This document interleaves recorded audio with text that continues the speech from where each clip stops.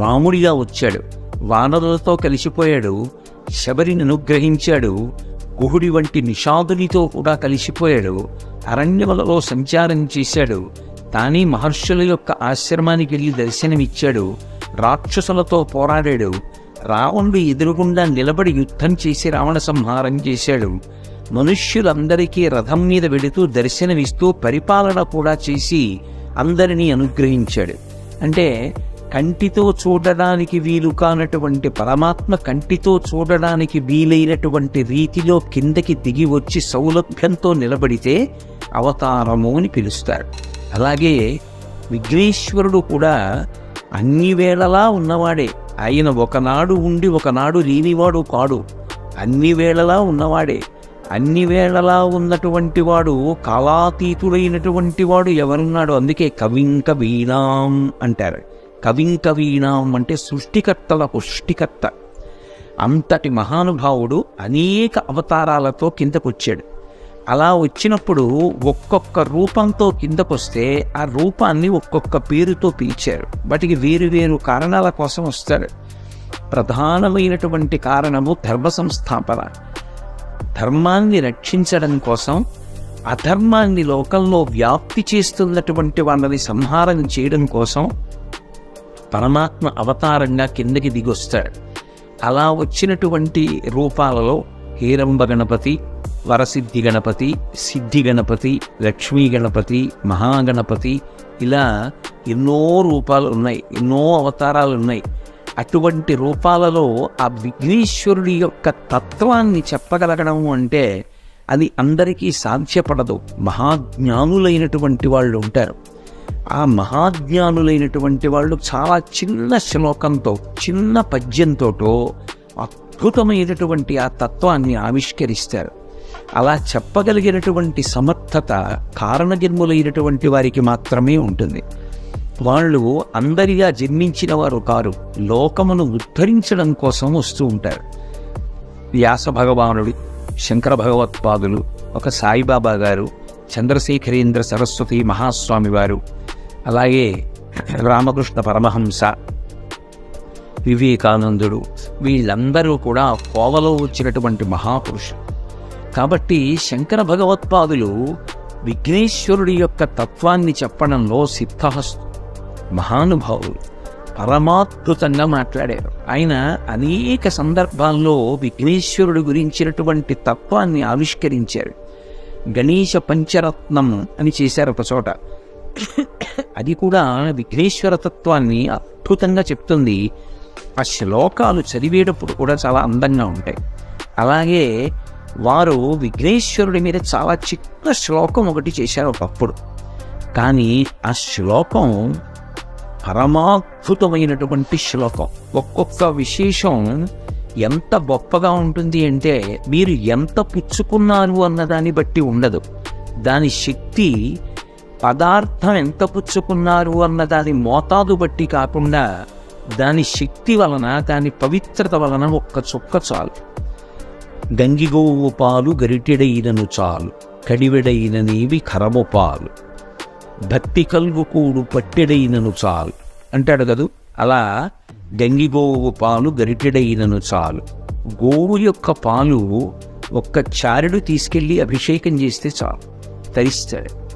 మిగిలిన పాలు ఇన్ని పట్టుకెళ్ళి పోస్తే అపచారం అవుతుంది. ఒకవేళ తెలియక అలా పోసాడు అనుకోండి, అది దోషం అవుతుంది తప్పది ఉపచారం అవదు. కానీ ఆవు పాలు అంత శ్రేష్టం. మిగిలిన నీళ్లు ఎన్నో ఉండొచ్చు, నీరు గొప్పదే. కానీ భగవద్గీత కించిదీత గంగాజలలభ కడికాపీత సకృతపేల మురారి సమర్చ క్రియతే తస్య యమీల చర్చ అంటారు శంకరాచార్యులు వారు మోహముత్తరలో. భగవద్గీత కించిదీత గంగాజలలభ కణికాపీత. గంగావది జలం ఒక్క నీటి చుక్క నాలుక మీద పడిందనుకోండి, వాడికి యమీల చర్చ, యమధర్మరాజు గారితో కానీ యమధర్మరాజు గారి భటులతో కానీ చర్చ ఉండదు. అంటే యమధర్మరాజు గారితోటి, యమధర్మరాజు గారి భటులతోటి మాకేం అవసరం అండి, మేము ఎందుకు చర్చలు చేస్తాం అంటారేమో. అంటే అంత్యకాలమునందు యమధర్మరాజు గారి యొక్క భటులు వచ్చి పాశం వేసి నువ్వు రా తీసుకెళ్ళిపోతానన్నావు నేను రానని మొరాయించడం ఉండదు.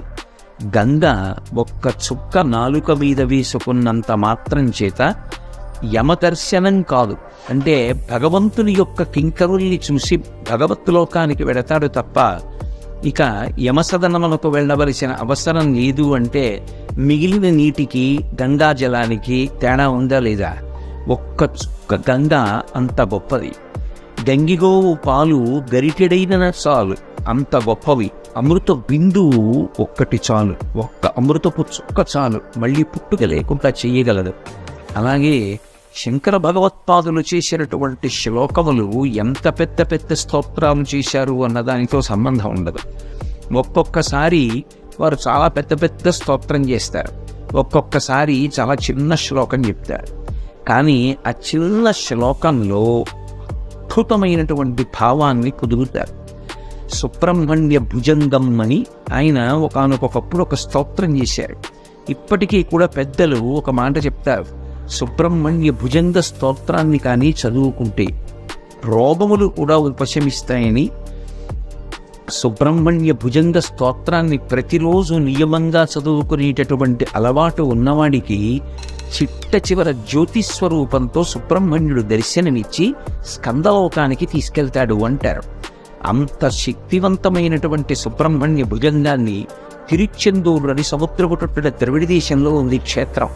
ఆ తిరుచెందూరులో కూర్చుని శంకరాచార్యులు వారు రచన చేశారు. ఆయన ఆ స్తోత్రాన్ని రచన చేసేటప్పుడు మొట్టమొదట విఘ్నేశ్వరుణ్ణి ప్రార్థన చేశారు.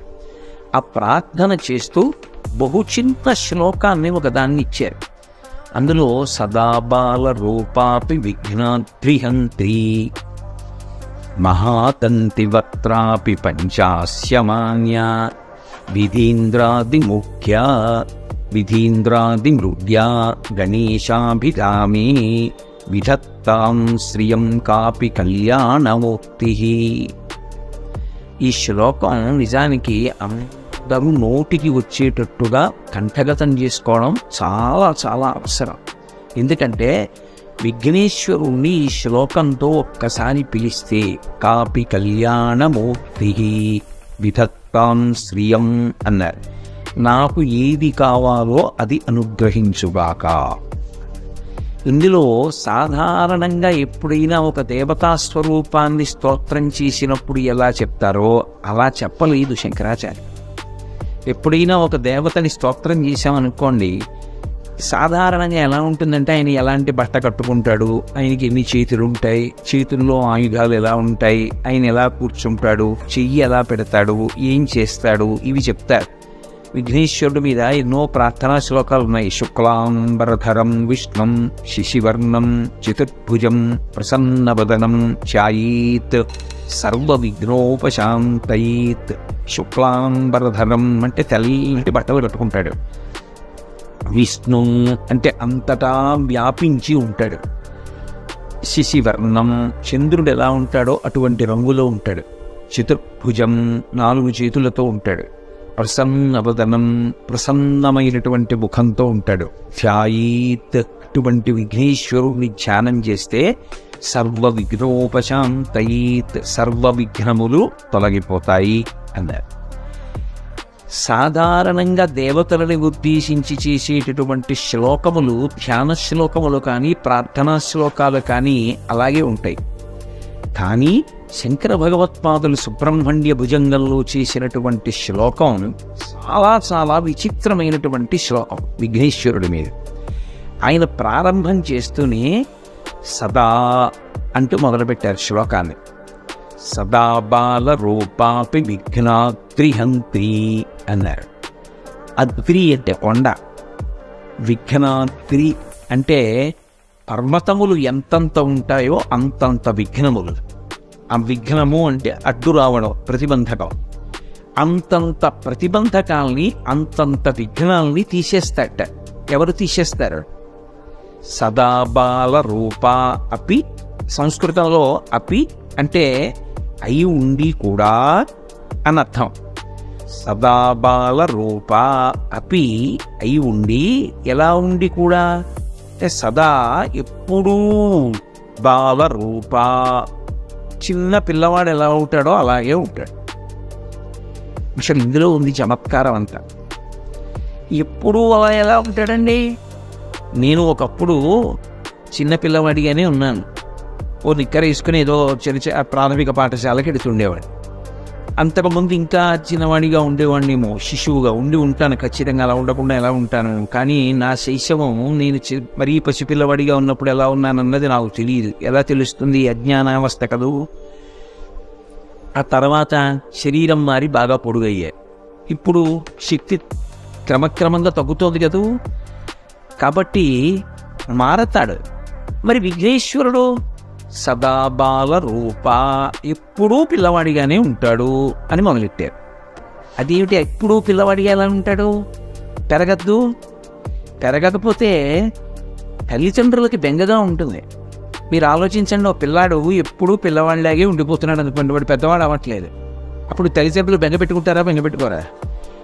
ఏమిటంటే మా పిల్లాడు ఎప్పుడూ అలా 3 ఏళ్ల వాడిలా అలాగే ఉంటున్నాడు, వాడు పుట్టి 30 ఏళ్ళు అయ్యింది కానీ 3 ఏళ్ల వాడంతే ఉన్నాడు అంటే ఇప్పుడు ఎవరి దగ్గరికి తీసుకెడతారు ఆ పిల్లాన్ని? వెంటనే వైద్యుడి దగ్గరికి తీసుకెడతారు. వైద్యులందరికీ వైద్యుడు ఎవరు లోకంలో? పరమశివుడు.